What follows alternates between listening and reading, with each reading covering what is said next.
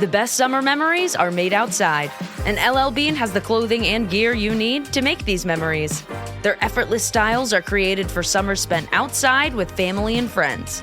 Like hand-sewn boat shoes, coastal cotton sweaters, rugged polos, and, of course, the iconic Boatin' Tote, which has been made right here in Maine since 1944. LL Bean. Be an outsider. Visit llbean.com to learn more. The Hulu original series, Furious, now streaming on Hulu and Hulu on Disney+. There are 3 victims we know of. The suspect is female, white, late 20s. Female serial killers kill for power, control. I believe there's a deeper motivation here. You have no idea who you're dealing with, and you are going to end up dead. I've been waiting for you. Watch the Hulu original series, Furious, now streaming on Hulu and Hulu on Disney+ for bundle subscribers. Terms apply. Choice Hotels get you more of what you value. Comfort Inn, it's calling your name. Save on the stay. Oh, and free waffles are yours to claim. Book direct at choicehotels.com. The views and opinions expressed in this podcast are solely those of the individuals participating in the show. All persons described or mentioned in the podcast should be considered innocent until proven guilty in a court of law. This podcast contains subject matter such as violence and graphic descriptions along with adult language, which may not be suitable for all audiences. Listener discretion is advised. On January 26, 1966, 3 siblings go swimming at Glenelg Beach, Australia. They disappear and are never seen again. What ends up being the most famous case in the history of Australia, and it is still unsolved to this day. What happened to these 3 siblings? You're listening to the Mysterious Brews podcast, and tonight we bring you the case of the Beaumont children.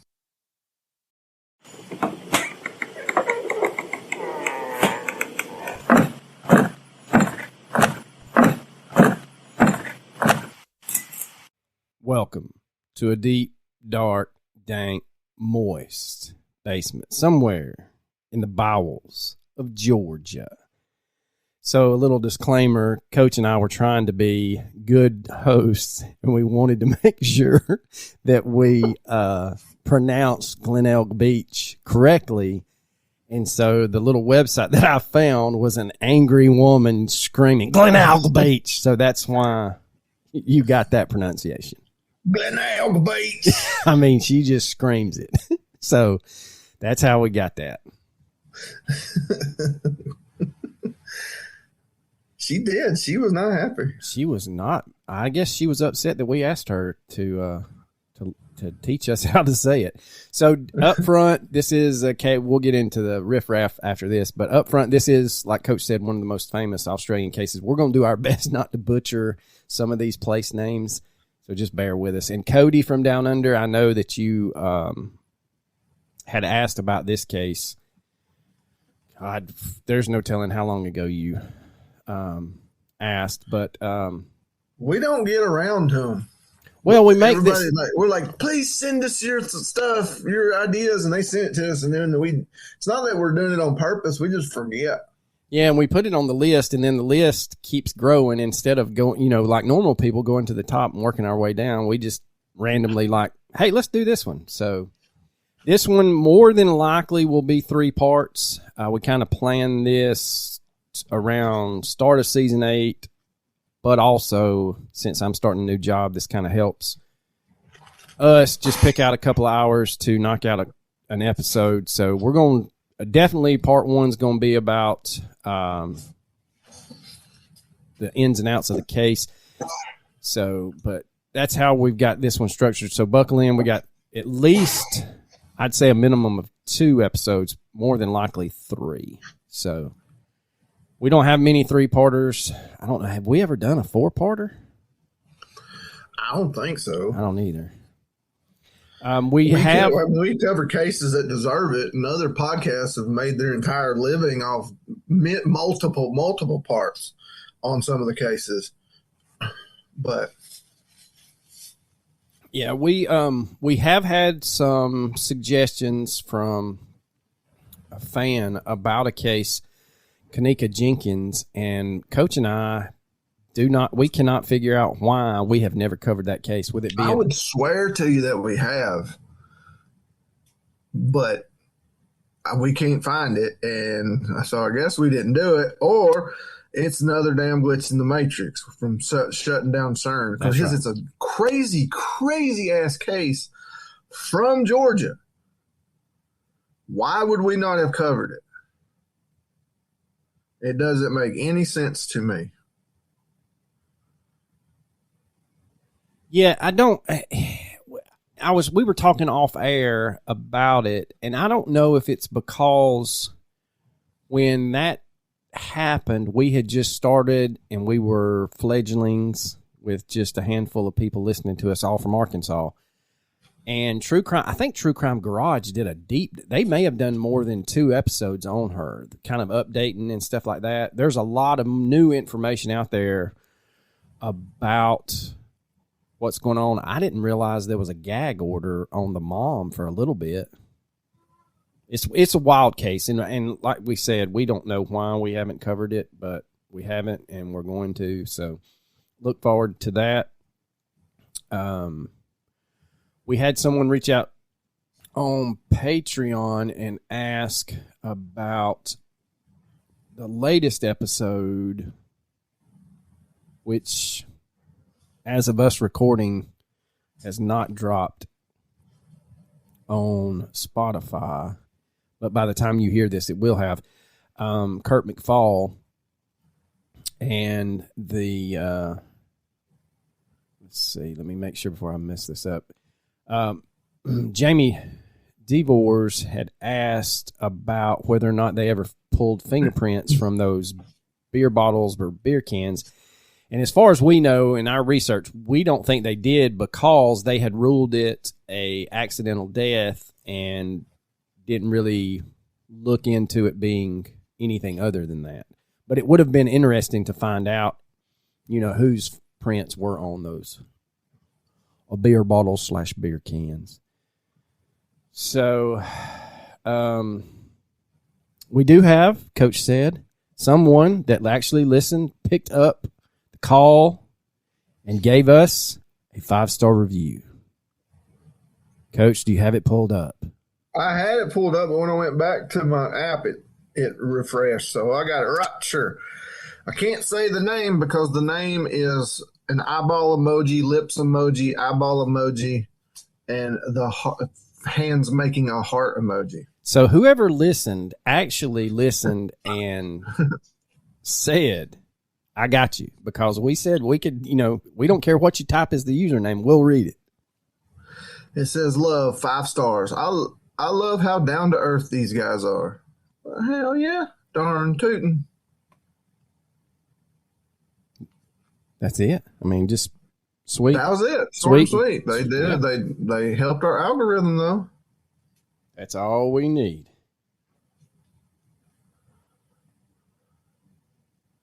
All right.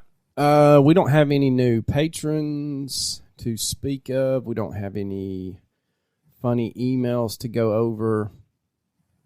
One thing that I was going to talk about is, with Coach and I only living about 30 minutes apart, that's about 45, man.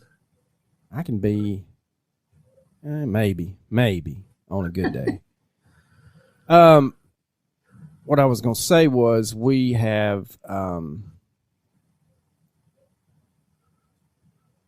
gotten, I think I posted it, the paw print from Sasquatch that our good buddy John Whitmire sent us.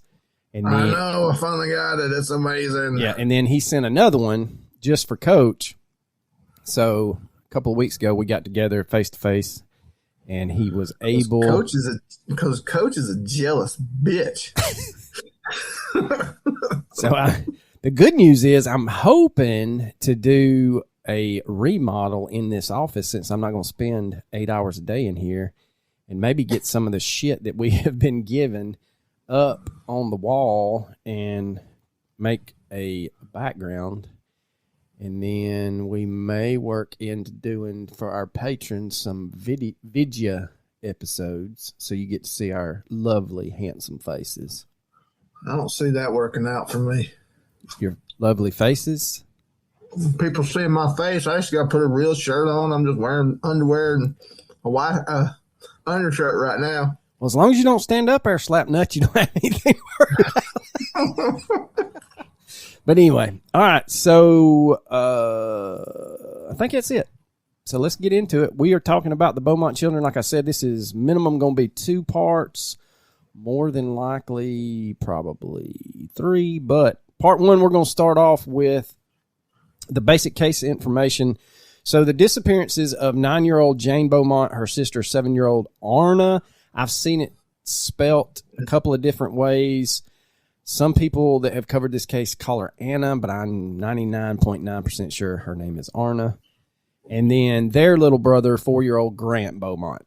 And this is the longest running missing persons case in Australian history, and it resulted in one of the largest police investigations in Australia. Now, it was Australia Day, January 26, 1966, when the 3 siblings were allowed to travel by bus from their home in Somerton Park to Glenelg, a busy beachside suburb in Adelaide. Now, at the time, no one thought anything different about 3 young children getting on a bus by themselves and heading to a busy beach without any adult supervision. Because, hey, it was the mid to late 60s. It's a different time.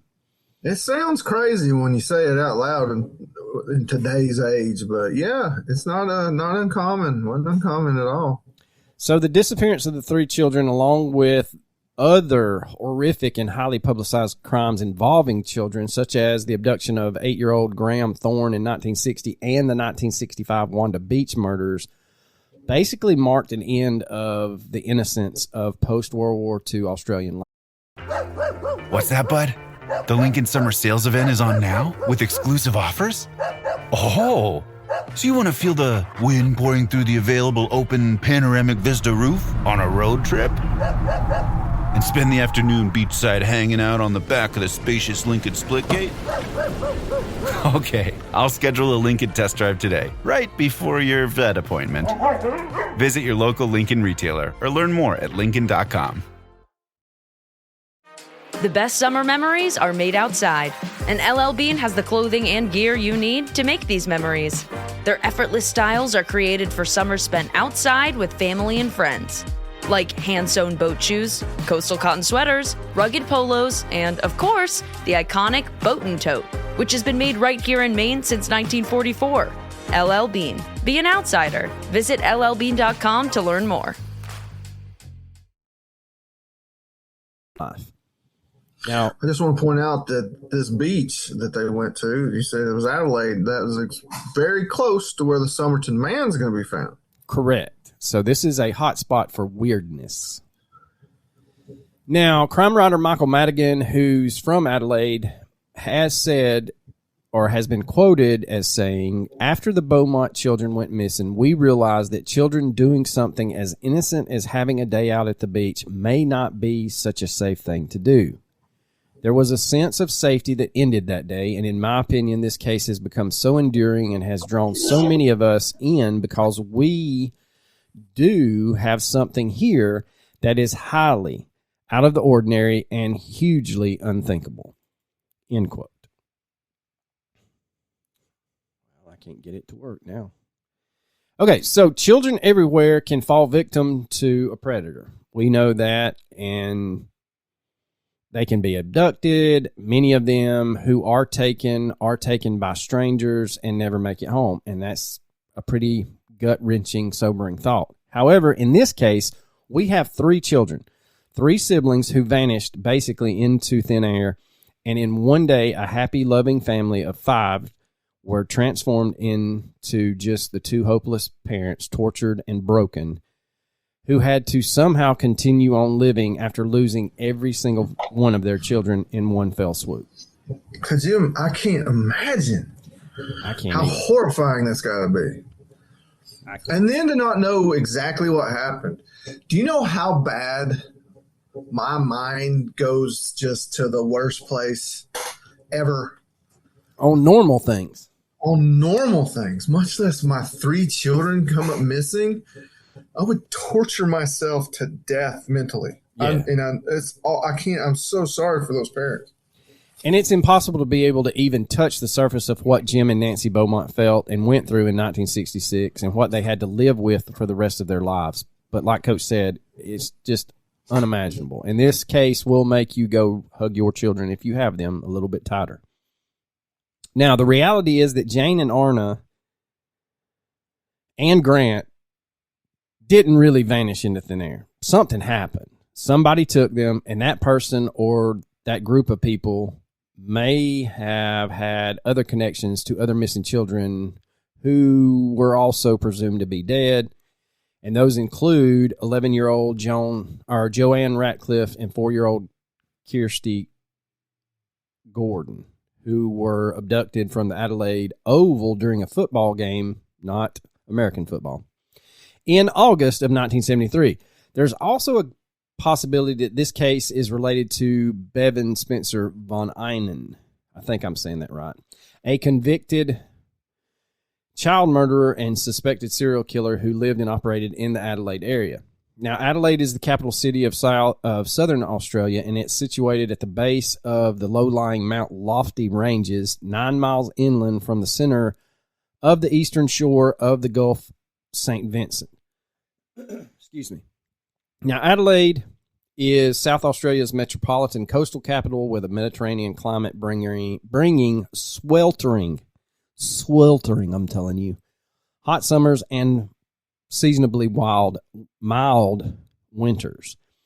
Now, Adelaide has over 20 beaches along its metropolitan coastline, including Glenelg Beach, which is located on the shore of Holdfast Beach. Now, Glenelg is the most popular beach, easiest one to access from the city.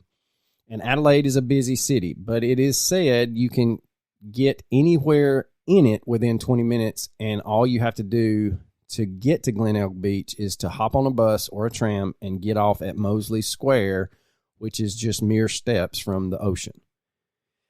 Now, Moseley Square is located right between Glenelg Beach and Jetty Road. Jetty Road is a popular shopping and dining area that extends a little bit over a half a mile going towards the water. And the first Glenelg Jetty was just over 416 yards or 381 meters long. And towards the end of it, the city or the state built a 3-level pavilion in 1906. An aquarium that had fish and sea lions and sharks was built on the jetty in 1929. However, a huge storm hit Holdfast Bay in 1946 and wiped out the jetty, leaving only the pavilion and the aquarium. Now, you have to keep in mind, we are talking about the other side of the globe here.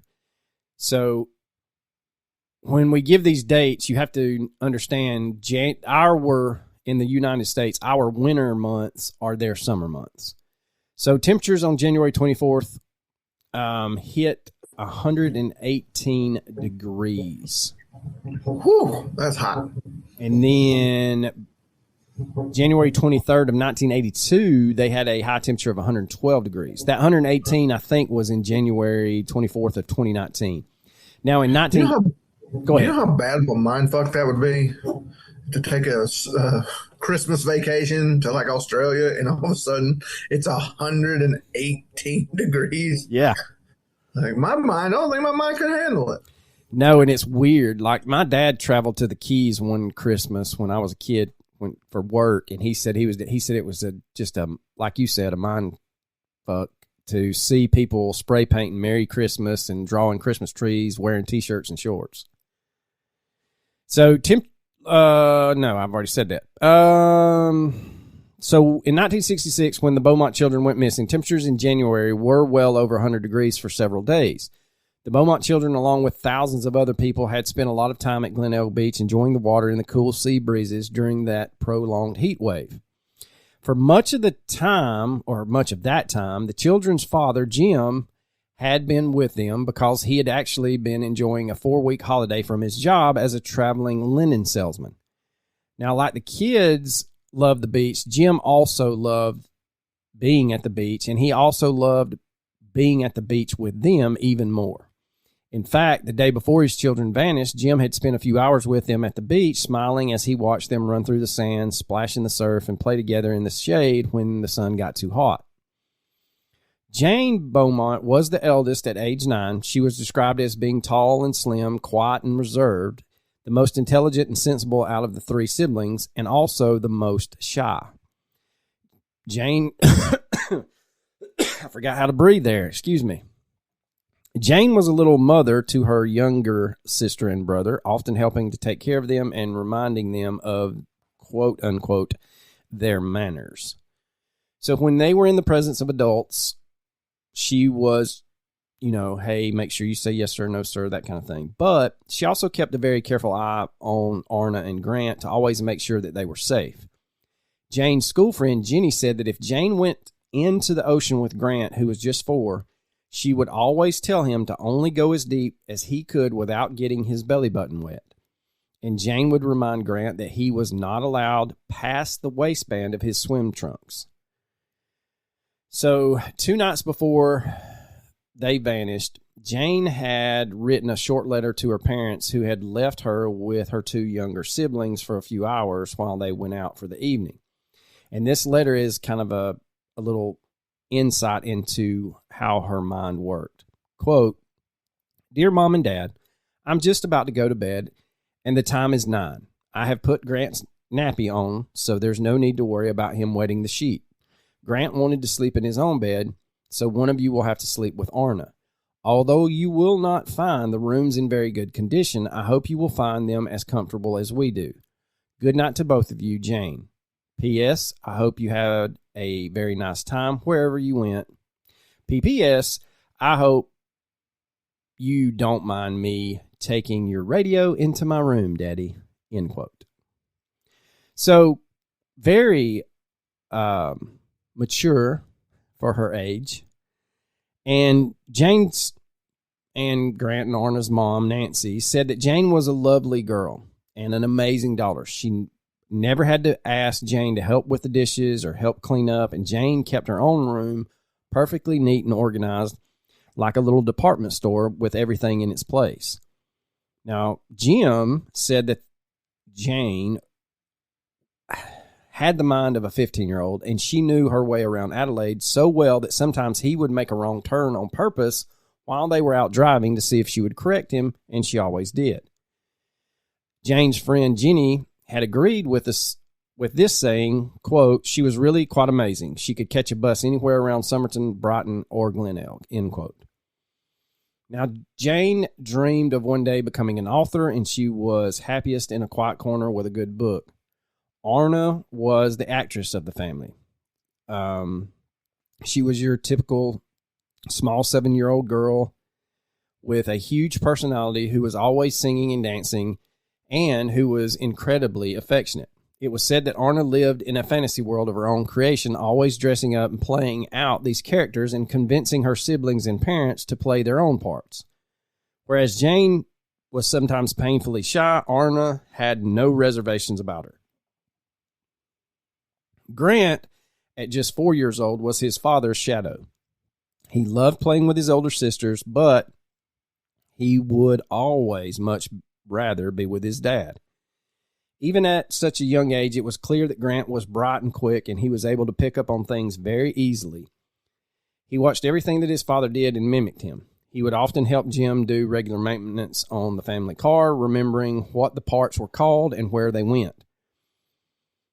Now, Grant's 2 older sisters spoiled him and treated him like a little doll to be dressed up, fed, and bathed, even though Grant didn't really like taking baths at all. Your typical 4-year-old boy. And he was incredibly picky when it came to eating. So for a while, the only way that his mother could get food into his mouth was by playing a game on the swing in the backyard where she would basically strap him in, push him away, and then when he came towards her, she would pop the spoon in his mouth. Jane and Arna and Grant lived, like I said, with their parents in the Adelaide suburb of Somerton Park at 109 Harding Street. Their house was a quaint little modest house with a backyard that was littered with toys of 3 small children. A swing in the backyard that Jane would push her little brother and sister on, a freshly painted red go-kart that Jim had built for his son, and a brand new bike that Arna had gotten for Christmas. There are several pictures of these 3 children because Jim loved them dearly, and he also loved taking pictures of them. He had purchased his first camera in Japan when he had been stationed there during the war, and he put together dozens of photo albums filled with memories of his family and their many adventures together. So on January 25th, 1966, Jim had to go back to work, so the fun and the adventures had to be put on hold. After taking the kids to Glenelg Beach and watching them play for a few hours, Jim gave each of his children a hug and a kiss, and he told them that he would see them very soon. He then hit the road heading to Snowtown, which was about 90 miles away from Adelaide. And from what I have read, this would have been one of the few times that the Beaumont children were left to get home on their own. The Hulu original series, Furious, now streaming on Hulu and Hulu on Disney+. There are 3 victims we know of. The suspect is female, white, late 20s. Female serial killers kill for power, control. I believe there's a deeper motivation here. You have no idea who you're dealing with, and you are going to end up dead. I've been waiting for you. Watch the Hulu original series, Furious, now streaming on Hulu and Hulu on Disney+. For bundle subscribers. Terms apply. You always want the best for your family, and that means only Eggland's Best Eggs in your kitchen. Compared to ordinary eggs, Eggland's Best Eggs contain 6 times more vitamin D, 25% less saturated fat, more than double the omega-3s, 10 times more vitamin E, and more than double the vitamin B12. So why give your family less when they can have the best? Add Eggland's Best Superior Nutrition to your next grocery list. Better taste, better nutrition, better eggs. Now, is the oldest daughter, she's 9, right? Yeah. I mean, I know it was a different time, and I know that there's a lot of people, I don't know what I'm trying to say. I know it's a different time, and a lot of people did stuff like that, but Lord have mercy, 9 years old, could you imagine? I could imagine being 9 years old and having the responsibility of not only looking after my little brother and little sister, but navigating our way back home. I know. We can't make that connection, though. That could possibly been something that they were very comfortable doing. Well, and reportedly that was very common in Australia, where kids as young as 5 or 6 would take public transportation alone, walk themselves to school in the morning, go to the store, whatever. And I'm not trying to be critical of the parents' decision, not at all. I'm just trying to say that we just can't make that connection for that to be a normal thing. It's like, wow, that's crazy. You're right. It is. And plus, I mean, we live in Georgia, and the vastness, I know Australia is pretty damn big, but still the vastness of this country, everything's spread out. There's no way for us to walk ourselves home from places, and we just don't have the benefit of reliable public transportation. So it's hard for me to make this connection, but man, it's just incredible. Now, a 2020 article on news.com.au is quoted as saying, Australia was regarded as a safe place to raise children, and many kids in neighborhoods across the country enjoyed a free-ranging upbringing, end quote. So the next day, January 26th, was another hot day, and it was also Australia Day. And Australia Day is the national holiday that marks the 1788 landing of the First Fleet at Sydney Cove, which was the foundation of the official establishment of the penal colony of New South Wales. You said penal. So history lesson here. This was the fleet of 11 ships from Portsmouth, England, which carried over 1,400 people, mainly convicts from England. However, allegedly, Adelaide is the only capital city in Australia that was not settled by convicts. It was actually established in 1836 as a planned capital for free British settlers. Rumors are that this has made some of the locals in Adelaide feel and act a bit smug and superior to their other Australian counterparts. Dear Cody, please let us know if this is true. You do not have to put it in the public. You can send us an email. What parts is he from? It's a she, but I think Oh, sorry. the last time I had asked her, which was a couple of years ago, she sent pictures of where they're at, and it is gorgeous. Absolutely gorgeous, I tell you. And I can't remember. I still want to go to Laramie. Wyoming? Huh? Wyoming? No, Laramie. Last stop, Laramie. You know, where the Patty Moriarty. Oh, I do too. Oh, yeah. I want to go to that hotel, have me about 12, 13 beers like he used to. Have you a meat pie? Well, I don't know about that. Don't quite know.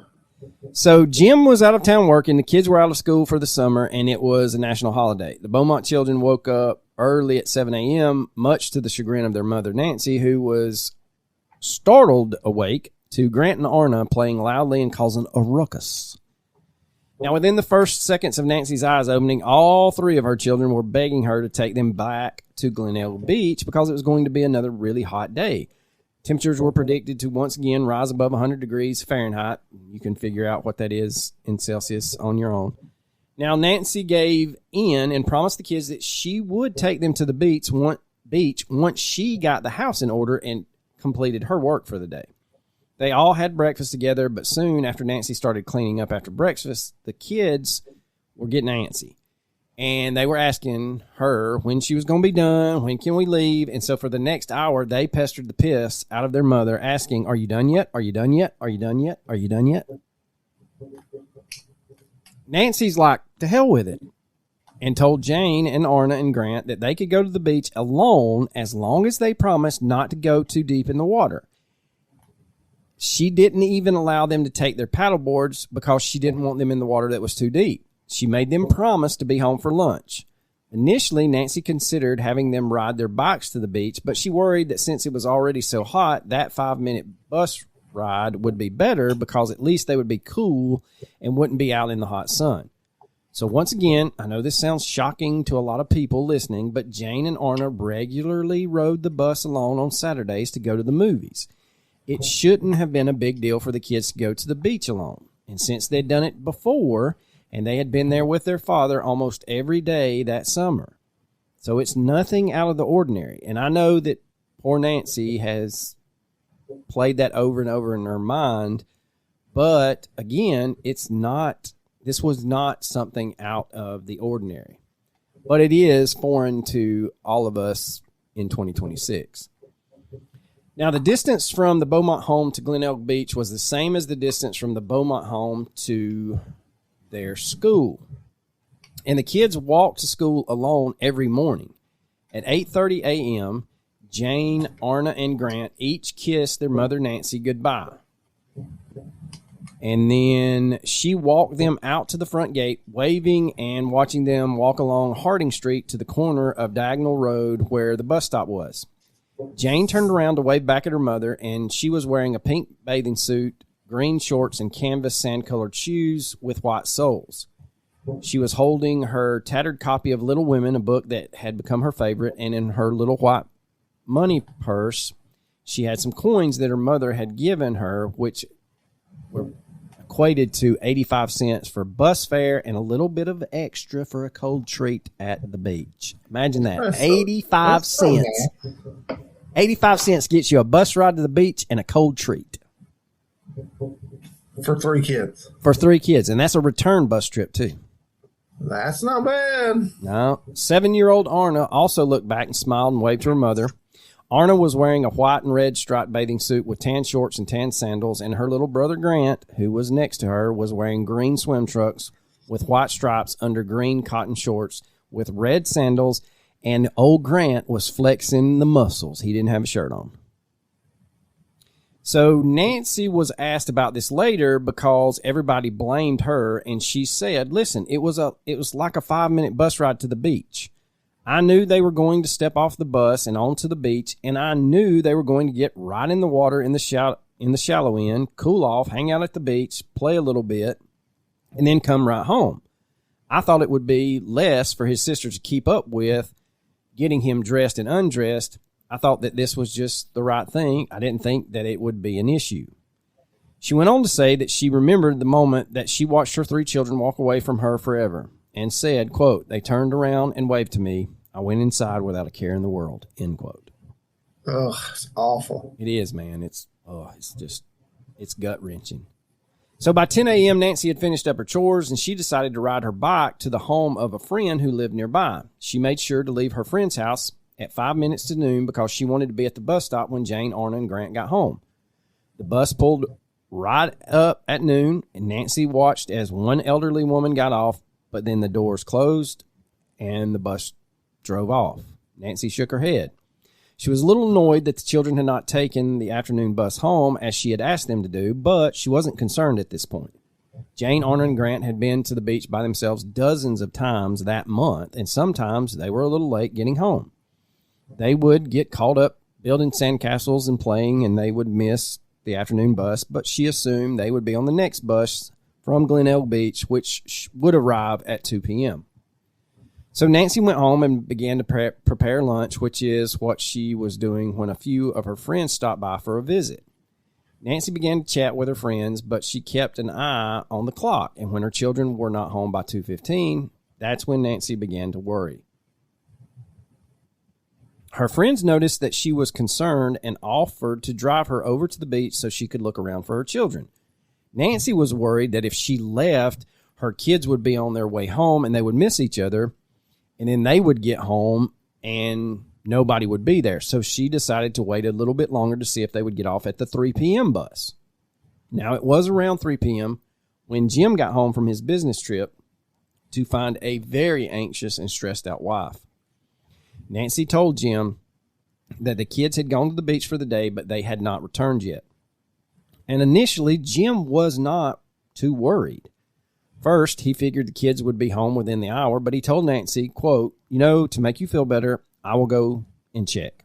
I'll bring them home if I find them, but you stay home in case the kids show up, so we'll have all of our bases covered," end quote. Jim then drove around and looked for his children. By 3:30 p.m., Jim was at Glen Elg Beach, and he was peering through the masses of people who had all gone to the beach that day to celebrate the holiday. He later said, quote, "There were so many people that there was just, people packed on the beach that just scanning the beach, I wouldn't have been able to see them at all," end quote. And he didn't see them on the beach, so Jim went to the same area that the children had been the previous day, the lawn at Coley Reserve, but they weren't there either. Coley Reserve is basically a little green space that's great for getting some shade, resting on a bench, watching kids play kickball, and it's tucked behind some buildings along Glen Elg Beach, a couple of steps away from the shore. In 1966, it was steps away from the beach. At that time, Coley Reserve was the entire grass area north of the jetty, including the grass sea frontage, but now it's been pushed back quite a bit due to high-rises and things being built on the beach.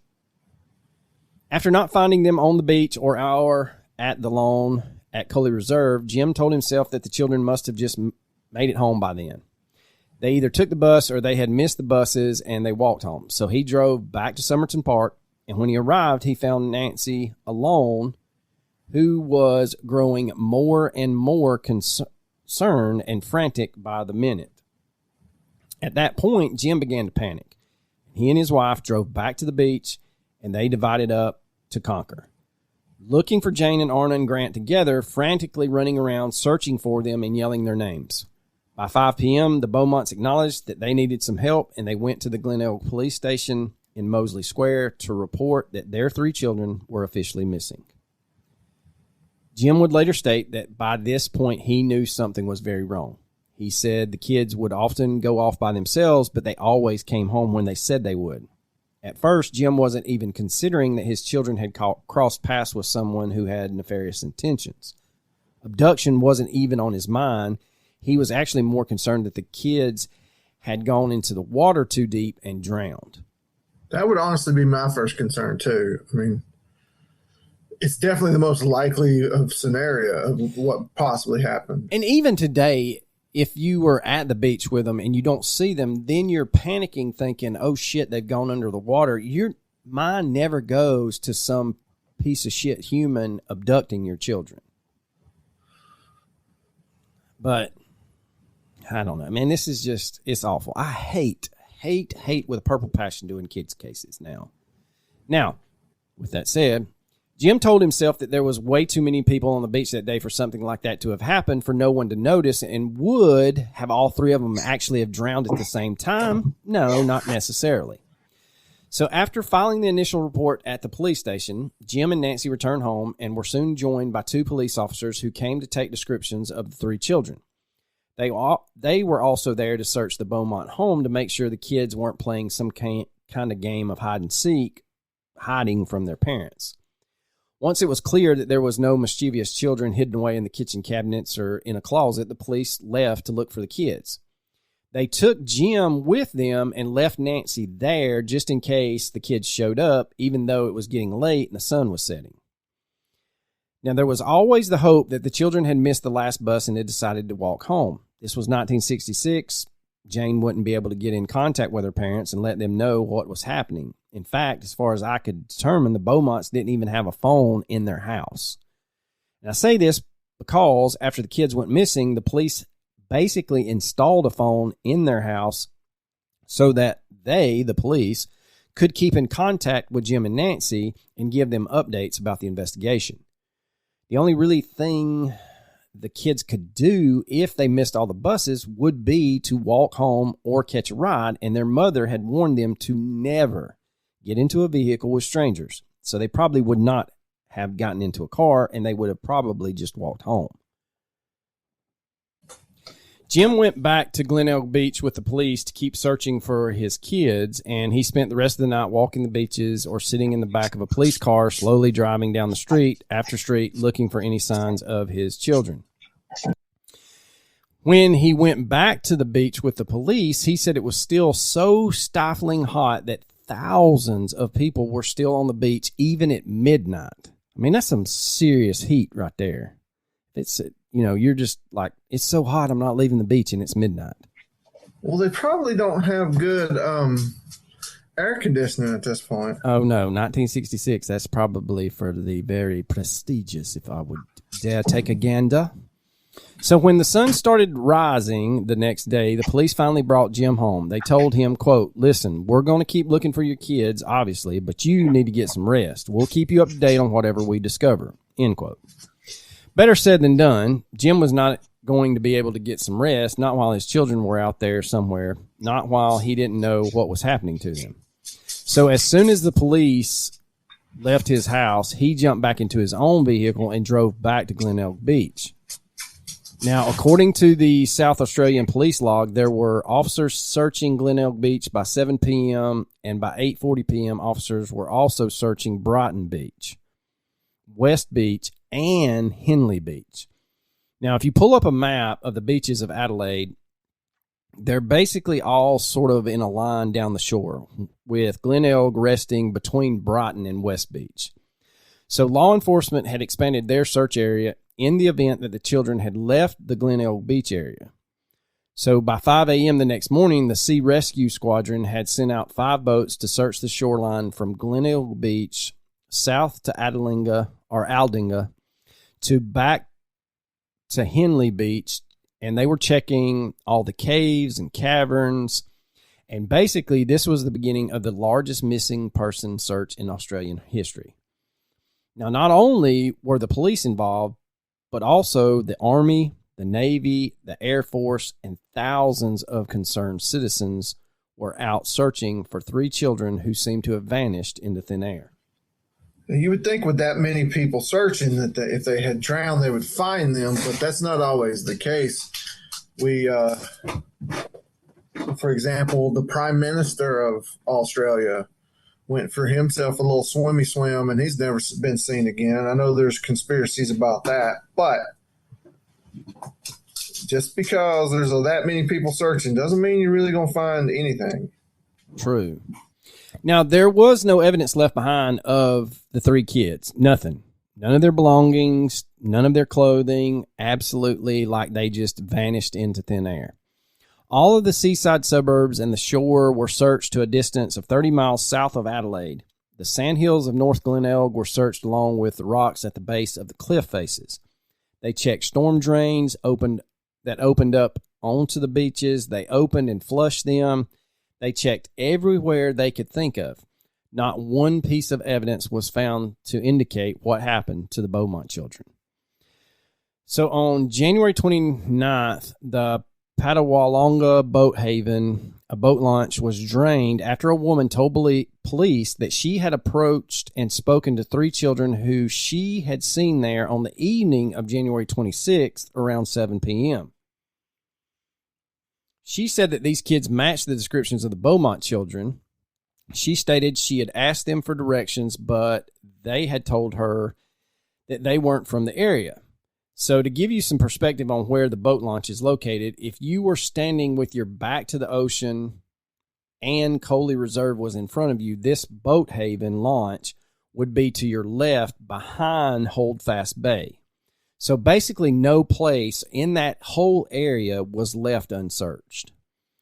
Now, a news article detailing the search stated, quote, "The local boat harbor was drained, a massive undertaking, the Patawalonga boat haven in Glenelg, South Australia, in what is the latest development and perhaps the most dramatic one yet.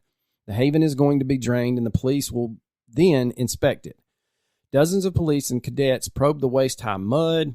One onlooker stated, "We actually all held our breaths while people looked for them." While the Patawalonga was dragged, this is one of the jobs where they hope they don't have any luck whatsoever, end quote. Now, the search would continue on and on with the hope of somewhere, somehow, they would find some shred of evidence or the children alive. So within the first few days, there was this theory that it was possible all 3 children had drowned like we previously had said. But it was a very unlikely scenario to have 3 people drown at the same time and to not have a body or a piece of clothing from any of the 3 turn up anywhere. Not to mention that Jane was so careful with her younger siblings. Remember, she would not let Grant go into the water past his belly button. So after this, the eyewitnesses began to come forward, and the world got a clearer picture about what the Beaumont children had done and where they had been that day. The most terrifying part of all of this was that many of the eyewitness statements put the children in the company of a strange man or a stranger, a man who was described as a surfy, which apparently is Australian slang for a guy who looks like his only interest is surfing and who seems to be really interested in the surfing subculture. So this man had been described as someone who didn't really surf, but who kind of wanted to look like he surfed, kind of a poser, if you will. He wore the surf clothes. He used the slang that the surfers used, but wasn't technically an actual surfer. This man was described as being in his late 30s, standing 6 foot 1 inch tall with a slim build and longish blonde hair that looked like it needed to be cut.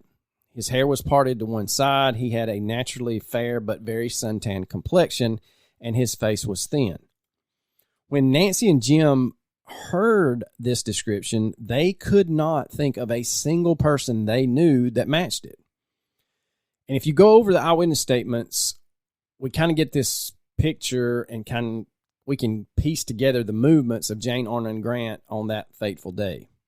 So initially, the papers had been printing that the children had taken the 10 a.m. bus from Somerton Park to Glenelg. Nancy would say in an interview that that was not the case. The kids didn't leave at 10 a.m. They got on the 8:45 a.m. bus. Now, this is in contradiction to the bus driver's recollection of Jane, Arna, and Grant getting on the bus. He claimed that he picked them up at the corner of Harding and Diagonal at around 10 a.m. Now, based on this statement, South Australian police released the time 10 a.m. to papers. Before Nancy corrected the timeline and before that correction was printed, a man came forward and claimed that the timeline must have been wrong because he said the kids had definitely taken an earlier bus, and he knew this because his wife saw them on the 8:45 a.m. bus from Somerton Park to Glenelg. Now, this man said that his wife had a clear memory of that day because it was actually her first day at a new job, and she had arrived at Glen Elg around 8:55 a.m. to start work at 9 a.m. Additionally, this woman was a Cub mistress, meaning that she worked with the Cub Scouts. So she had a good eye for children and wasn't likely to mistake one set of children for another. Purportedly, this man's wife remembered being surprised when the children got on the bus unsupervised, and she said the two younger children were standing only a few feet in front of her while the oldest girl went to the back of the bus, sat down, and opened up a book. During the ride, the older girl had to tell her younger brother to stop putting his arm out the window of the bus, and this woman said, quote, he went to put his arm out again, but stopped, turned around, and cheekily smiled at his older sister, end quote. So another eyewitness came forward and said that she saw Jane Arna and Grant get off the bus at Mosley Street right around the corner from Jetty Road at 10:15 a.m. If Nancy is correct that her children took the 8:45 a.m. bus, it's only about a 5 to 7 minute bus ride, and they should have been at Glen Elg by the latest at 9. So this time is corroborated by the woman who was riding the same bus to Glen Elg for her first day of work. Her statement was given to police before Nancy was able to correct the official timeline. So it seems like her statement probably was not influenced by Nancy given the correct timeline. And she actually did remember all of what she said happened. My personal opinion is that the eyewitness who said they saw the kids getting off the bus at 10:15 was influenced by the paper stating that the 10 a.m. time is when they got on the bus. Either way, this eyewitness may have seen the kids get off the bus that morning, but may have just said, oh, it must have been around 10:15 a.m. because that's what time the kids took the bus.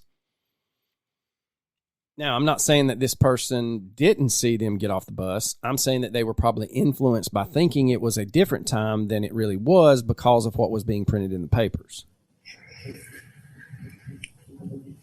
Yeah, but this idea that they were with somebody, that guy had to be very charming and very convincing to think that he could take 3 children without raising suspicion. Yeah, and we'll get into that more probably in part 2, but it's just, I don't know, man. I know, and this is sidebar, all of us have seen, I think it's like 2020 or Dateline, where they interview these parents at a playground, and they're like, oh, my kids would never talk to a stranger. And then they bring a guy in with like a puppy or balloons or a game, and boom, they're just over there talking up a storm. Said my wife, man, my wife's at a park and you have a puppy in a van, she might get kidnapped. She gone. Like legit. So for the sake of an argument, we're going to go with the fact that they probably took the 8:45 a.m. bus, and that's probably the accurate, because their mother would know. And that woman who was on the bus with them had very specific details, remembering that Jane was reading her book at the back of the bus and Grant being a little mischievous, which is all true. So the South Australian police log, which did make a note in the original missing persons report, stated that Jim Beaumont initially reported his children had left home at 1 p.m. and they were supposed to be home by 5 p.m. His statement was later amended, with the departure time changing to 10 a.m. and the time that the kids were supposed to be home changing to 2 p.m. Most likely, this is also where the police got this from, and that's why they allowed the papers to print it. But then, in another police report, we see that the time the children left is actually typed as 8:45 a.m. So once again, we're going with that 8:45 a.m. timeline as being accurate, even though to this day, when people talk about this case, they say, oh, 10 a.m. So between 10:15 and 11 a.m., Jane, Arna, and Grant were seen swimming in the shallows near the jetty. And then they were seen running up to the lawn at Coley Reserve, where they then spread their towels out and laid down. At 11 a.m., a 74-year-old woman who was sitting on a bench in front of the Hold Fast Selling Club, which is no longer there today, but was in 1966, She claims that she saw the Beaumont children come up from the water after a swim. They laid out their towels in a shaded and secluded corner of the shore and then began to run around and play in a sprinkler on the lawn. She said the kids had with them an Airways bag, which Nancy did believe that was what Jane was carrying when she left home that morning. Jane was usually carrying that bag, and that bag would usually have all their towels in it. Now, this older woman was actually able to remember that Jane, who she referred to as the older girl, had a pink bathing suit on. Remember, Jane did leave her house that morning wearing a pink bathing suit.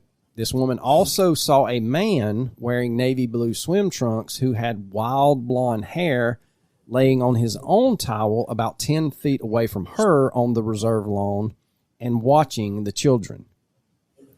So at 11:15 a.m., this same woman witnessed the three children approach the man. She said the younger two jumped on him, and the older girl began flicking him with her towel playfully. She said, quote, he was laughing and encouraged them as he played, or as they played, end quote. This woman said she remained on the bench at Coley Reserve Lawn for another 30 minutes or so, and when she left, the children and the man were still playing and having a great time. Around noon, an older couple who had just gotten to the lawn at Coley Reserve had just sat down on a bench with their granddaughter, and they watched as this same man helped the three children get dressed, assisting them in putting their shorts and shirts on over their bathing suits, which a separate woman, a middle-aged woman sitting nearby, also witnessed. Now, this middle-aged woman said she thought this was a strange dynamic considering the age of the older girl, who everyone believed to have been Jane. The best summer memories are made outside, and LL Bean has the clothing and gear you need to make these memories. Their effortless styles are created for summer spent outside with family and friends. Like hand-sewn boat shoes, coastal cotton sweaters, rugged polos, and, of course, the iconic boat and tote, which has been made right here in Maine since 1944. LL Bean. Be an outsider. Visit llbean.com to learn more. The Hulu original series, Furious, now streaming on Hulu and Hulu on Disney Plus. There are three victims we know of. The suspect is female, white, late 20s. Female serial killers kill for power, control. I believe there's a deeper motivation here. You have no idea who you're dealing with, and you are going to end up dead. I've been waiting for you. Watch the Hulu original series, Furious, now streaming on Hulu and Hulu on Disney Plus for bundle subscribers. Terms apply.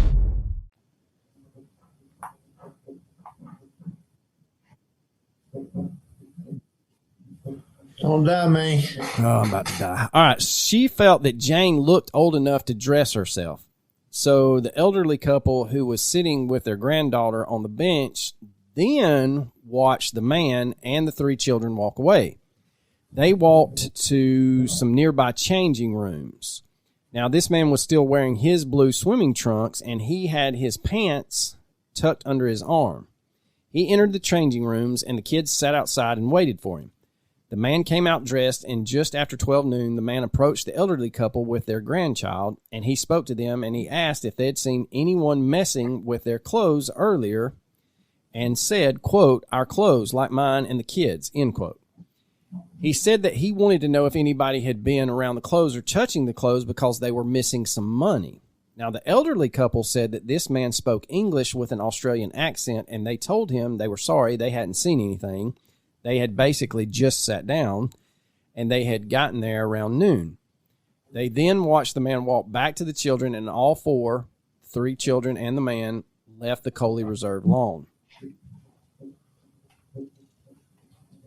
So right around this time, Nancy Beaumont was waiting at the bus stop in Somerton Park to meet her three children, who had been instructed to take that midday bus home. If the timeline is correct, they had already missed it. So after this, the children were seen at Wenzel's Cakes, and this is a bakery on Mosley Street directly across from the bus stop that the kids should have taken to get back home. Now, a shop assistant remembered the three children coming in around lunchtime and purchasing several items, some pies, some pastries, and other food in a separate lunch bag, and they paid for this food with a £1 note.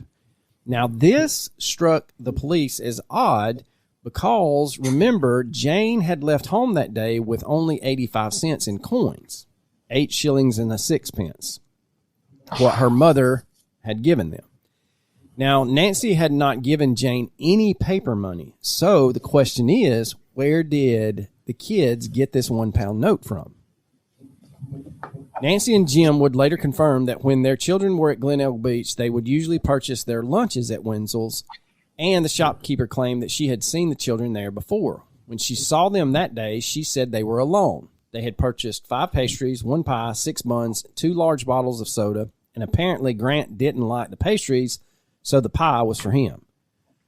The shop clerk remembered that as they were checking out and getting ready to pay, Grant had asked, quote, "Where's my pie?"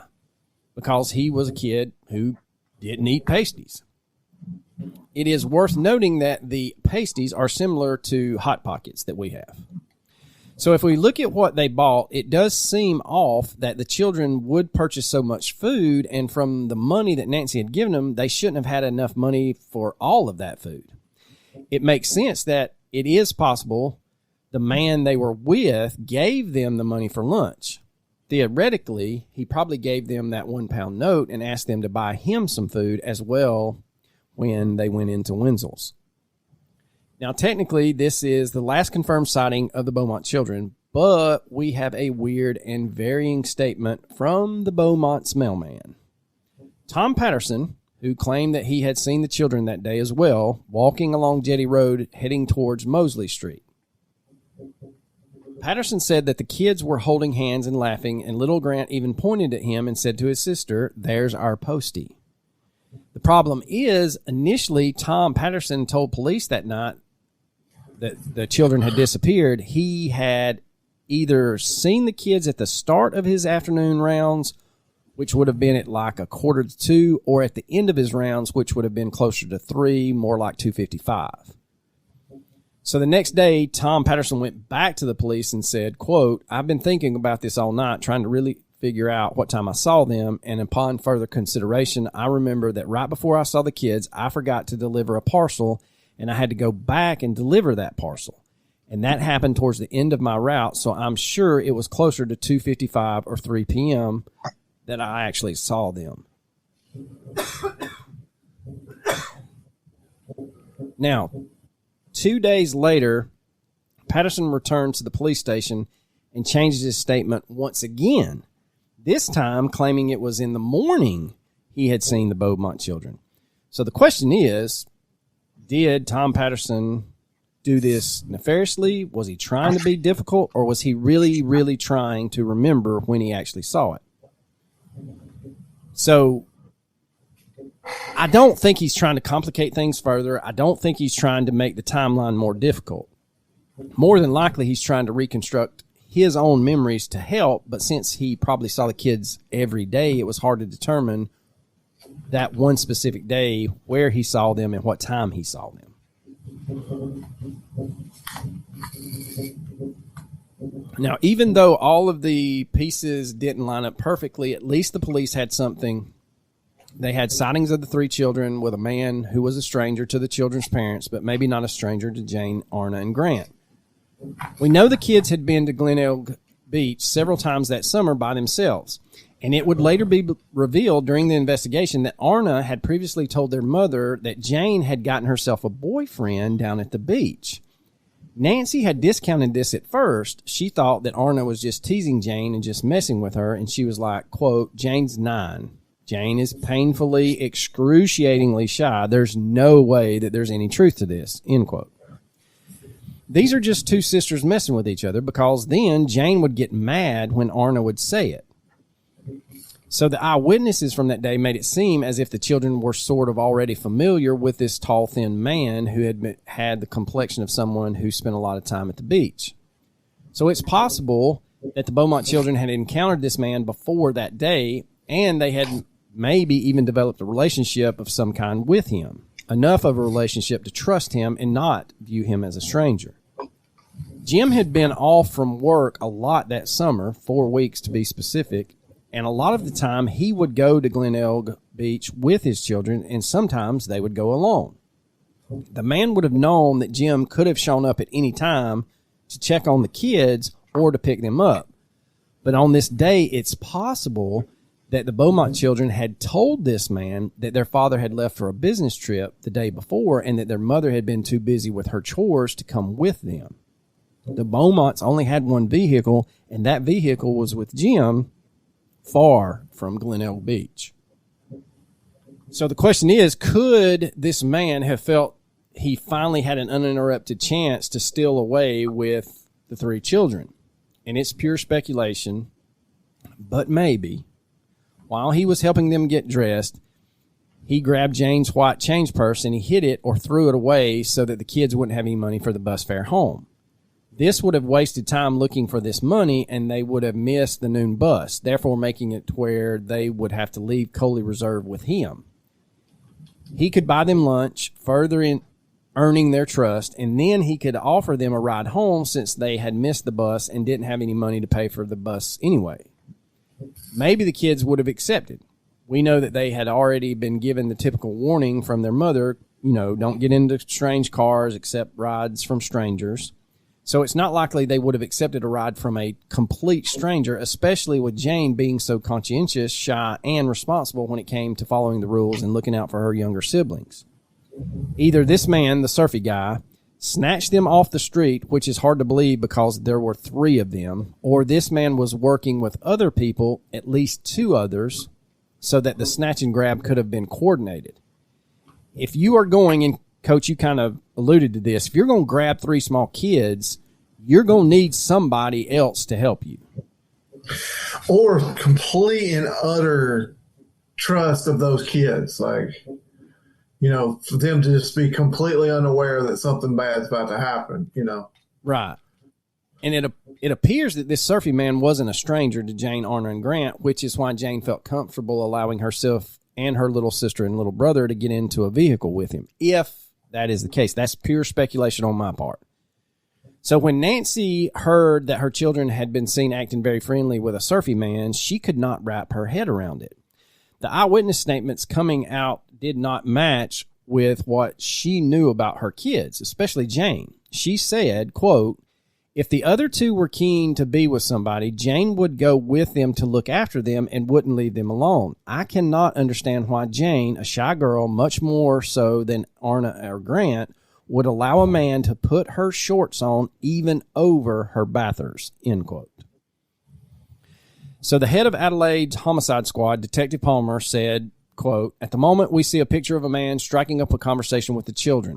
Arna, the 7-year-old girl, would approach anyone and have no fear. Arna could have frolicked around the man with her brother Grant. When Jane, the quiet and sensible one, had her confidence bolstered, she may have joined in," end quote. Someone like Jane, who has been described as painfully shy, isn't going to get confidence to behave in such a familiar way with a complete stranger in the matter of minutes, especially to the point where she would allow said stranger to help her get dressed. So in the book called The Missing Beaumont Children by Michael Madigan, Nancy said that her children loved their father so much that they always wanted to be with him. They always wanted to get attention from him to the point where he would have to lock himself in a room if he wanted to read the paper. She said that Jim, quote, "always bathed the kiddies and dried them. He always tickles Grant and made him giggle when he's drying him. When this happens, Arna always gets jealous and wants to be tickled too. Jane then wants to be tickled, but she stands back and won't say anything when she sees the other two laughing," end quote. Nancy also said that Jane was at an age where she was very particular about her body. She was developing an awareness that some things should be kept private even from your parents. And that's why Nancy could not imagine Jane allowing some strange man to put her shorts on for her. So within no time, the details of the eyewitness statements were revealed, and the public was told to be on the lookout to anyone matching the description of the man seen with the Beaumont children. And that's exactly what the public did. There were reports of this tall, thin, surfy man coming in from all over Australia. Artist Peter Zarnicki worked with the police and one of the witnesses to create a composite sketch of this surfy man, and the finished product was not very detailed and looked really, really generic. The witness couldn't remember specific things like eye color and little details that would help a sketch. So when the sketch was shown to a second witness, that person did confirm that the sketch kind of resembled the man they had seen, and so the sketch was sent to the media. One Australian man looked very much like the sketch, and he was arrested and questioned by police 3 times in 1 week. So the first time he was in Adelaide Airport when he saw people looking at him, and he even saw a few people writing down his license plate number as he pulled away from the airport.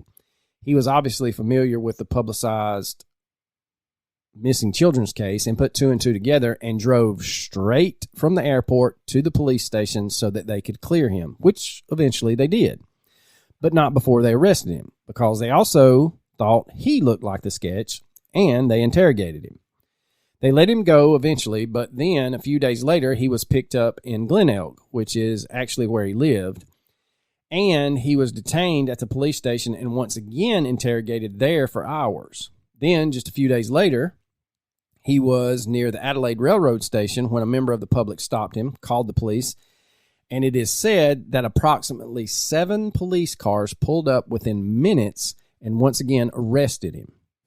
So in Western Australia, police detained a hitchhiker who resembled the suspect, and in Tasmania, police began a full-out search for a man who had been seen talking to a little boy in the Sandy Beach area. Supposedly, this man was over 6 feet tall, he was deeply suntanned, and had unkempt sandy blonde hair. And he had been overheard talking to the little boy about Adelaide. Several residents of Glenelg reported seeing a tall blonde man lurking around the beach during the day for several days leading up to the disappearances, and he had been seen watching children on the beach. Despite all of the tips and all of the sightings, no solid suspect would ever be identified by law enforcement. The media had been camping out in front of the Glenelg police station since the first day, waiting for updates. But the updates were few and far between. 2 days after Jane and Orna and Grant vanished, an unnamed detective told a local paper, quote, "Nothing, absolutely nothing, clicks into place, and unless we get a new lead, it's going to be hard to break," end quote. A few weeks later, another detective voiced his frustration, saying, quote, "The common denominator has been nothing. Where do we go now?" End quote. We have yet another detective that is quoted saying, "Anything factual about the Beaumont children came to a shuddering halt at 11:30 a.m. on Wednesday, January 26. Try as we may, we cannot find one lead which gives us a solid clue to their whereabouts beyond that time. Anything could have happened to them since," end quote. The media also camped out in front of the Beaumont Somerton Park home, and Jim took full advantage of their presence, allowing himself to be interviewed early on and appearing on television within 48 hours, trying to get his children's name and stories out to whoever would listen. Jim now divided his time between the police, a search, and the public appeal. Quote, "What sort of girl is Jane, the 9-year-old? Has she, she's very intelligent. Very intelligent. You've got to tell her a thing once she always does what she's told. Never to talk to strangers on the beach when she swims there, always in groups. Be quite able to look after the other two. Oh, quite capable, quite capable." So Jim had also voiced his confusion over what had happened, saying, quote, "I hope whoever's holding my children will return them. In God's name, act quickly. If I'd won the lottery, I could understand and I would be willing to pay a ransom, but I'm just a salesman and no one has approached us," end quote. Nancy and Jim were always so warm and receptive, so welcoming to everybody, and that included the media and random people knocking on the door saying they had a vision that the kids were like floating at the bottom of the ocean. Random people who knocked on their door to tell them that they were bad parents because they let their kids disappear. Come on, people. Yeah, and then they also had other people knock on their door and basically tell them that they had lost children and died in excruciating ways. And it's just, they had the whole gamut. I mean, they had people coming to them looking for comfort and relatability. And then... Could you imagine how bad it'd be now with social media and all that shit? Oh, it'd be awful. Yeah, well, I can't imagine. So everybody who called them or who wrote them or who showed up at their front door, they were always welcoming, friendly, and open-minded. I think it's because they wanted to help. They appreciated the help, and they knew that they couldn't pick up or couldn't pick and choose where that help came from. Now, if they wanted a chance of getting their kids back, they had to be open to every possibility, and they actually were. Every morning and every afternoon, Jim walked the almost 2 miles from his house to the Glen Elg police station, and he walked instead of drove because he wanted to look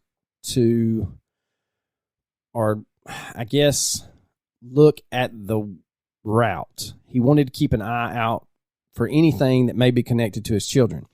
He would take different routes from his house to Glen Elg Beach, thinking that maybe they had possibly taken this route. Maybe they had walked home that day and something had happened, and he would find a shoe, or he would find Jane's book, her purse, a towel, something that would give him some sort of lead, some sort of evidence. Every morning and every afternoon, he walked to the police station and he asked them if they had any news. And every morning and every afternoon, they just shook their heads and sadly said no. Now, it took Nancy a little bit longer to face the media or to face anybody. She was racked with guilt since the second she realized something was wrong. She blamed herself, as most of us probably would. She hadn't eaten in days. She had to be heavily medicated, and she basically slept for an entire week, and it took 6 days for her doctor to clear her to speak in front of the cameras. Even then, she was incredibly unable to keep it together. She was smoking a cigarette, tears running down her cheeks in a steady stream, and she sat down with her husband, Jim, who kept reassuring her with an arm around her shoulder the entire time, and she would sometimes have to turn her face into him so that she could sob before turning back to the reporters and saying, "Excuse me for crying in front of you fellows." It seemed like as the days went on with no sign of the children, Jim and Nancy adopted a very different outlook for each of them, and they had very different coping mechanisms. Jim told himself and everybody else that his kids were alive and they were okay. Maybe some slightly eccentric, lonely woman who had found herself unable to bear children had taken them, and she was taking care of them in some little out-of-the-way cottage, and they would be home within no time. Nancy, however, she had very little hope. She was completely broken, and she said, quote, "My children are dead, and I know it. I mustn't think they are, but I can't be stupid. It's just been too long. I don't think they are alive. I've said prayers. I want my children to come back. I don't want anything else. All the things you thought were were important don't matter. Even our home is incidental now.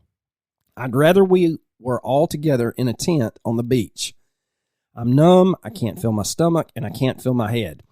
I don't know what's happening. I just know that our Jane was a lovely girl, modest and kind of a wonderful daughter. Arna was a lovable little thinker and so beautiful. Grant was our son, only 4 years old, and now they're dead. I think as a mother, I'd rather kill the children myself and get it over with quickly than have them at the mercy of some bad person for so long," end quote. And for her to verbalize all that is excruciatingly painful. I mean, and we've said it, we can't even fathom what she's going through. Now, the police investigation continued on for a month, but with no signs of the Beaumont children, it quickly stalled out. Dr. John McGeorge, Australia's leading criminal psychiatrist, stated his belief that the children were dead, and he theorized that the killer had been inspired by the Moores murder from the previous January. Now, the Moores murders refer to serial killers Ian Brady and Myra Hindley, who between July 1963 and October 1965 abducted, tortured, and sexually abused 5 children before murdering them and burying them on Saddleworth Moor in England.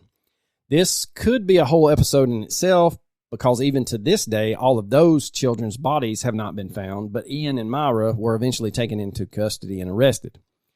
Dr. McGeorge also said that he believed whoever had taken the Beaumont children had done so either because they had an axe to grind with the family, they wanted to hold the children for ransom, or they were a psychopath or a borderline mental case with a perverted twist. Since the Beaumont family had no money and no known enemies, it was likely the latter. McGeorge said that the kidnapper might be a reserved, retiring person who either lived in a boarding house with their aging parents. The kidnapper was mostly likely a man, and he could be married, but it wasn't likely. And if he had any friends, they were few and far between because this man would keep to himself for the most part. He would have limited intelligence, would act impulsively, and could be a laborer or an unskilled worker who may have had trouble with the law before, but only for minor offenses. Now, this profile may have been helpful if the police had any suspects to compare it to, but there were no suspects because there was no evidence. Let's see here. Dr. John McGeorge did have a reputation for accurately predicting the outcome in cases such as this. He had done so within 3 days of another high-profile kidnapping from 6 years prior, the 1960 kidnapping and murder of 8-year-old Graham Thorne. He introduced the concept of stranger danger to the children of Australia, and it was also the first case in which forensic science was used in a criminal investigation. It all started on June 1st, 1960, when Sydney resident and traveling salesman Basil Thorne became a household name after winning £100,000 in the Sydney Opera House lottery. In today's money, that's £3 million, and you can do the equivalent to US dollars. That's a lot of money. That ain't bad. No, sir, it's not. Now, Basil Thorne, which wasn't a rich man to begin with. He was a traveling salesman similar to Jim Beaumont. He and his family, which included his son Graham and I believe $3, lived in a tiny rented flat. Excuse me. They didn't have any money, and all of a sudden, overnight, they were incredibly wealthy, and they were all over the papers, their names, their addresses, because apparently in those days it was customary to print the address of the lottery winner. When it's time to scale your business, it's time for Shopify.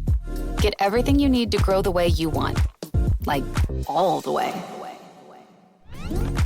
Stack more sales with the best converting checkout on the planet. Track your cha-chings from every channel, right in one spot. And turn real-time reporting into big-time opportunities. Take your business to a whole new level. Switch to Shopify. Start your free trial today. The best summer memories are made outside, and LL Bean has the clothing and gear you need to make these memories. Their effortless styles are created for summer spent outside with family and friends.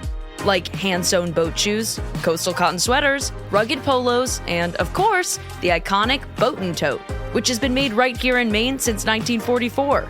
LL Bean. Be an outsider. Visit llbean.com to learn more.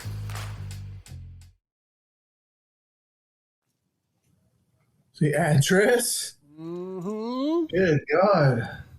So a man from Hungary who adopts the name Stephen Bradley because it was easier for Australians to say was a married father of 3 who had immigrated to Australia and was facing mounting debt after he had recently lost his job.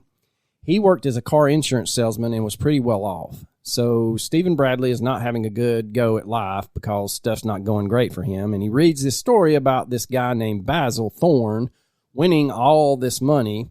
And then he sees Basil's address. Bradley was mad because he had created quite a lavish life for himself and his family working as a car insurance salesman. And now that he lost his job, that life was slipping away.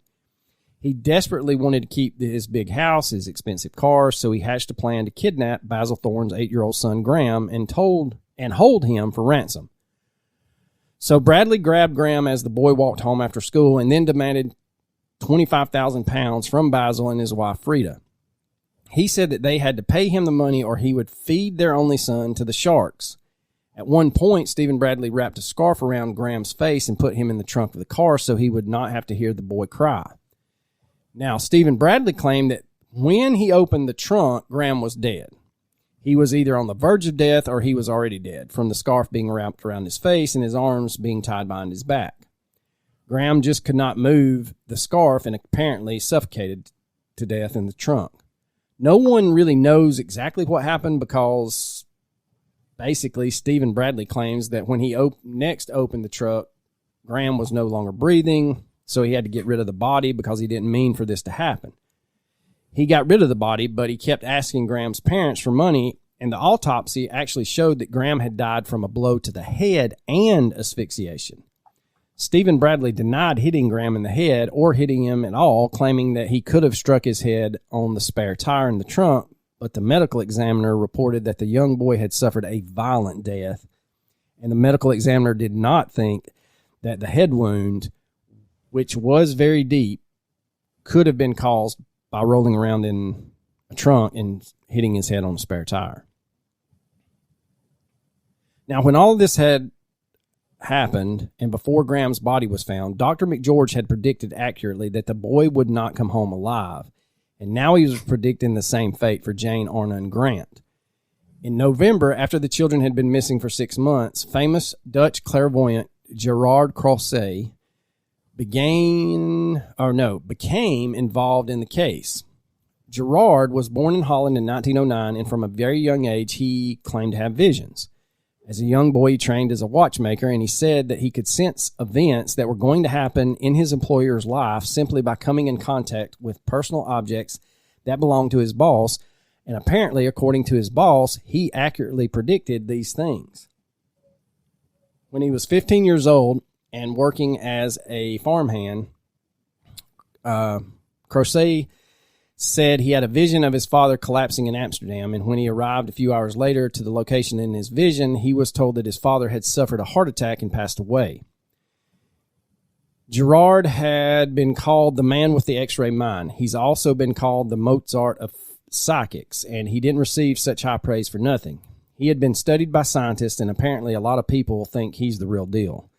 The whole X-ray mind thing that people say about him apparently stems from an incident when he was 10 years old, when a girl in his class hurt herself, and he was able to figure out that she had fractured her arm just by holding her arm and looking at it.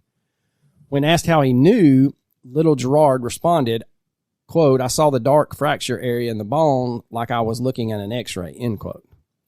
So after World War II, Croiset began assisting law enforcement in searches for missing people, and according to his biographers, he has solved some of the 20th century's most baffling crimes. He's traced countless lost objects and helped locate hundreds of missing people. Local businessman Barry Blackwell had sent Gerard aerial footage of the spot where the children had vanished from. Barry had actually paid for a helicopter to fly over and get this footage and then sent it to Gerard. Now, Gerard claimed that he had viewed the footage, that as he viewed the footage, he had a vision that the children were buried alive in a place that they could not escape from, that they were no longer alive, but there'd been no foul play involved. The children had just been playing in like a cave or something, and there'd been some kind of collapse, and then they were unable to get past rushing water and sand coming towards them. A woman who lived in Adelaide and who had read about Gerard's vision announced that she believed she knew the area he was referring to. Her name was Mrs. Woodlands, and she was an employee at the Minda Home, which was a facility in Brighton that provided residential support and education for people with developmental disabilities. Mrs. Woodlands said that as soon as she read the description in Gerard's vision, it immediately reminded her of this lonely area in front of Minda Home, which actually sat on the beach in Brighton. So police searched the area, but they didn't find anything. Then a Brighton-based undertaker named Doug Trevelyan came forward and said that he remembered there was a 112-year-old family crypt buried under the sand near Minda Home, and from what he knew about the crypt, it looked very much like what Gerard was describing. The crypt had been built for the family who owned the property in the 19th century, the Featherstone family. And according to records, the tomb was concrete, approximately 8 feet deep, 14 foot long, and 10 feet wide. In 1954, the roof had caved in, and 8 bodies had to be removed, but after that, a person could enter the tomb through the portion of the roof that had caved in. One resident of Brighton said that he had seen the children going in there to play, and he had seen children coming into the tomb as recently as December of 1965. So authorities started looking for the tomb, but it was buried under sand, so they couldn't really find it, and they searched with dozens of people and tons of machinery, but the tomb was never found. Even though a ton of people said they knew where it was, nobody actually really did. It was described that Gerard needed to fly to Adelaide in order to get a closer look at the area where the children had vanished, since he was known for his psychometry, which is the ability to discover facts about something or someone by touching them. At this time, the Beaumont family were in bad financial straits. You know, obviously Jim had found it difficult to return to work in the months after his children vanished, and as the only working person in the family, he was unable to pay his bill. When Jim announced that he and his wife were planning to sell their home in order to donate the proceeds to a reward fund for information leading to the recovery of the children, several local people stepped in. Barry Blackwell was one of them. He was the managing director of Midway Motors in Brighton. He was also a friend of the family and publicly announced that he thought it was unacceptable to think that these parents should have to sell their home that they raised their children in so they could get some help.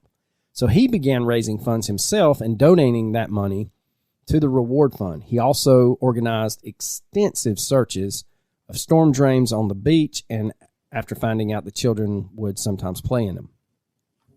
Another businessman, Con Pilates, because it's not spelt like that. There's a lot of T's and I's in there, so you know where my mind went. So we're just going to refer to him as Con.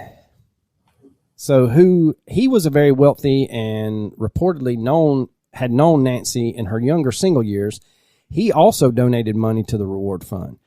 Now, originally, the reward fund had only been £500, and this amount had been put up by the South Australian state government 10 days after the disappearances. Then random people here and there would add funds they could. For instance, an older man, a retired doctor who was on a pension, donated £100, and a Melbourne newspaper donated £2,000. Barry Blackwell added another £2,000 to the reward fund himself, stating that he didn't feel the government's contribution was impressive, saying, quote, "I don't think it's enough incentive has been offered to urge anyone knowing the details of the children's mysterious disappearance to come forward," end quote. And Con had stated that basically £500 isn't going to make people start talking about missing children. Jim still promised that if the information did come out that led to the whereabouts of his children, he would sell his house and he would add another £4,000 to the reward fund. He said that nothing else mattered. If they had their children back, they could live anywhere. They could do anything. Having them back was the only thing that he and Jane, or his wife, Nancy, cared about. A house could be replaced. So Barry ended up paying half the cost to fly Gerard to Adelaide so that the psychic could hopefully discover some finer details by being closer to the location where Jane, Orna, and Grant had vanished from. He was greeted at the airport by throngs of press and onlookers who wanted to see the man with the X-ray mind for themselves. One report states that his reception at the airport rivaled that of the Beatles, but noticeably absent from the adoring fans were Jim and Nancy Beaumont. Jim had candidly told a reporter, quote, "What kind of parents would we be greeting the man who believes our children are dead? If he wants to meet us, that's fine, but it will be in private. Mr. Crusade has been coming on and off for 6 months, and the doubt about it all has been very upsetting to us. We would like to see him come and to get it over with, whatever he is going to do," end quote. So a reporter asked Jim, "Do you hope that Mr. Crusade succeeds, Jim?"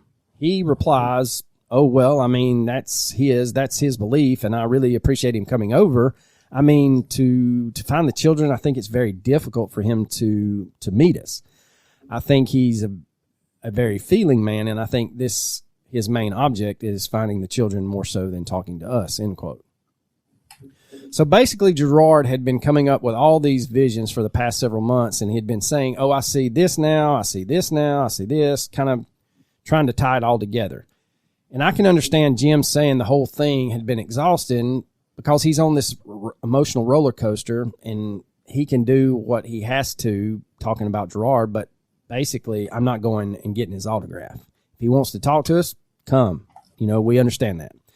So Gerard visited the last known area of the Beaumont children on the morning of November 8th, 1966. He walked around, took a lot of pictures, made notes, went to the Coley Reserve lawn, sat on the bench where the elderly couple had sat with their granddaughter as they watched this strange man play with Jane, Orna, and Grant.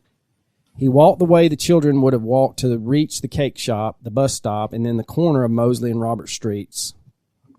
and Gerard had to pause because he was having another vision. Later that afternoon, Gerard had another vision, after which he grabbed a pencil and paper and began drawing. He sketched a small schoolhouse, a road crossing, 2 posts lying on the ground with another post lying across them, and a fence with a portion of a foreshore in the background. A foreshore is the portion of the seashore between the high and low water marks, or between the water and developed land. So in that last sketch of the fence and that shoreline, Crozet had marked an area that he believed the Beaumont children would be found. The next day, he was told that a reporter had identified one of the areas in a vision that he had while still in Holland, and it happened to be a few hundred yards away from Mendenholm.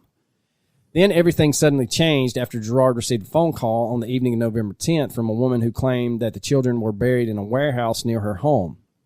And this warehouse happened to be right around the corner from the Beaumont home. The warehouse had been run down and abandoned at the time the Beaumont children went missing, but then months later it was basically being refinished and updated so that it could be used again. So the next morning, after getting that phone call, Gerard visited this warehouse, which was in Paringa Park, and then he gave a press conference where he announced he now believed the Beaumont children were buried 9 feet deep near the wall of the warehouse's storage room. He said, "I know this isn't like all of my other visions. I know it doesn't really match up because I said I saw them in a place where sand and water was rushing in on them, and visions are not always what they seem to be. You can interpret your own visions. You can misinterpret your own visions. You know you can get a vision and then really not understand what that vision means. That's what happened here. You know, I saw cement. I assumed the children were in some sort of bunker, something like that, trapped there. But now..." The Hulu original series, Furious, now streaming on Hulu and Hulu on Disney Plus. There are 3 victims we know of. The suspect is female, white, late 20s. Female serial killer. Kill for power, control. I believe there's a deeper motivation here. You have no idea who you're dealing with, and you are going to end up dead. I've been waiting for you. Watch the Hulu original series, Furious, now streaming on Hulu and Hulu on Disney Plus for bundle subscribers. Terms apply.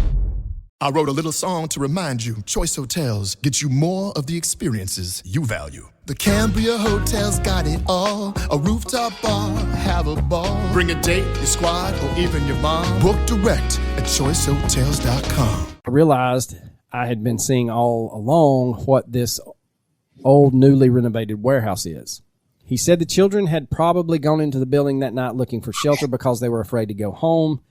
Now, he never specified why they were afraid to go home, but I think the implication was that they would be disciplined for not coming home when they were supposed to, which is why it was no surprise when Jim and Nancy were a bit cold and detached during their first and only meeting with Gerard the night before he flew back home. It was a pretty short meeting, just about 15 minutes, but they did end up warming up to Gerard within a few minutes. Jim told Gerard that they just had to agree to disagree. He said, "I think my kids are alive. Nothing's going to change my mind. And unless you can prove that they are not alive, unless you find their bodies, I will never believe that they are dead." Gerard nodded and was like, "I understand, and I hope you're right. I don't want them to be dead. It's just what I see, but I hope that you are right, and I hope they're alive. And until we find them, alive or dead, I'll continue to do everything that I can to help you locate your children." The Beaumonts presented Gerard with a gift, a kangaroo leather writing case. And by this time, Nancy had changed her stance on the fate of her children. Since several months had passed, she seemed to have adopted a more hopeful and positive outlook that her husband, Jim, maintained. On the first anniversary of her children's disappearance, Nancy dreamed of them. She said she saw them in her sleep, coming home, and the dream was so real she could feel the tears on her face as she gathered them up and held them in her arms. She told the press, quote, "Jim and I are both convinced that the children are alive. I know I said I believed they had been murdered the week they disappeared, but I was sick then. The doctor had kept me asleep. But if the children had been murdered, their bodies would have been found. You couldn't hide 3 bodies, and who would murder 3 children?" End quote. Nancy had to have hope, and so she got on board with Jim's hope train. And Jim said something to the effect of, "If we didn't feel like they were still alive, how could we keep going? How would we do anything? How would we function?" So after Gerard left Australia, the police had a decision to make. There was a lot of public pressure for them to pursue the psychic's claims, go to this warehouse and bulldoze it, dig it up, even though it had just been refurbished. An investigation began into the warehouse to see whether or not these claims were even possible, and the police said that they talked to a lot of people who worked in the area when the kids went missing. They also talked to people who were familiar with the building, who had worked in that building at one point, and they said it was determined that Gerard's claims could 100% not be possible and that any excavation would prove fruitless. At least that's what the South Australian Premier Frank Welsh said. The public was not having any of that. They believed Gerard's vision, and they formed a committee, raised a shit ton of money, made a lot of noise, and demanded that Gerard's claim be investigated thoroughly. They wanted that warehouse dug up. That was the only way to determine, beyond a shadow of doubt, whether or not the Beaumont children were there. The funds to complete the excavation were raised by March of 1967, and they started digging, intending to get as deep as 12 feet. As they did, workers encountered many different items. All of these things were given to the police so that they could be stored in evidence and tested. Some of the items found were a cuff from a shirt, a lollipop wrapper, old newspapers from the year 1965, and lemon peels. What they did not find were the bodies of the 3 children. Despite this, Gerard did not change his opinion. He said, "You guys should have dug deeper." Of course he did. Though, and through all of this, Jim and Nancy held on to the hope that their children were still alive, even after 1 year passed and subsequent years passed with no new leads and no new evidence. In February of 1968, a letter arrived addressed to the Beaumonts, and this was nothing out of the ordinary because they were getting letters from all over the world. Some letters with words of hope, comfort, support, some letters with hate, shame, and accusations directed towards them. But this letter was different because this letter was signed Jane, Arna, and Grant. And that, ladies and gentlemen, is where we will pick up for part 2. So I know that's a lot to digest, and Coach's ADD has kicked in 100-fold. But brother, I ain't follow hardly none of it. But that's all the background information leading up to that 68 letter. And part 2, we will discuss the letter and some other things about the letter, some people that kind of make their way into the investigation. And then more than likely that part 3 will go over the suspects. So, as for recommendations, there was something I've not watched it, but I've queued it up. Let's see if I can find it. It is from our Mysterious Brews group chat that Coach can no longer get into. We have a recommendation sub-thread in there for anybody that wants to give us recommendations. And Angela from the great state of Arkansas said that on Amazon Prime, you can watch the 7 seasons of Born to Kill. Each episode is about a serial killer. So if you like serial killers, hop on it. And then Kathleen said that there's also a show called The Night That Didn't End that is also very good. So I'm going with those 2 recommendations. I'm very boring. I don't really have anything. I've been pretty busy, and I've not seen or done anything worth mentioning. Plus, this is like episode 4012. I mean, how many damn recommendations can I have? I don't know. I mean, there's still Grey's Anatomy. Did you finish it? No, we gave that shit up. Thank God. Oh, man. That's hilarious. All right. Well, Coach, you got anything else? Oh, you know I don't. Well, then, deuces.